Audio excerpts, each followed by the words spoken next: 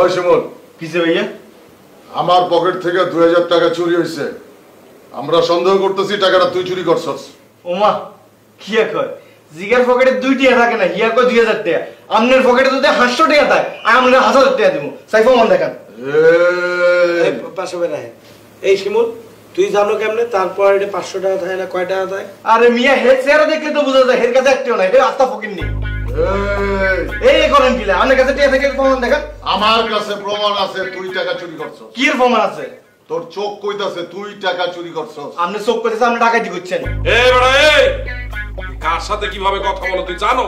তুই আমার দাদুরে তুই চেনো? আপনি কি প্রমাণ আছে দেখান। কইলাম না তোর চোখ কইতাছে তুই আমার পকেট থেকে টাকা চুরি করছস। আপনি চোখ কইতেছে আপনি খেয়েছেন। আমি খাইছি না, ওমা আমি খাইছি। এটা কার গায়ে হাত তুলছে? আইরা লাভু কইলাম।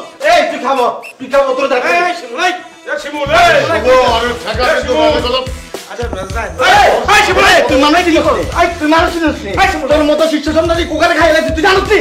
এই শিমুল, তোর মতো শিষ্য সন্তানই কো ভাই খালে জলে মাছে দিব। এই শিমুল, এই কারে কি বলছো? তুই আমার দাদুরে তুই চিনিস নি? তুই মানুষ চিনিস নি? এই ছাগল, তোর মতো মানুষ। কারে কি বলতেছো? মোর দাদুরে তুই চেনো? এই এই এই এটা কি এসো? এই তুই কি চুরি কর? তোতুন মোটা চুরি করে আসি নোখালিতে।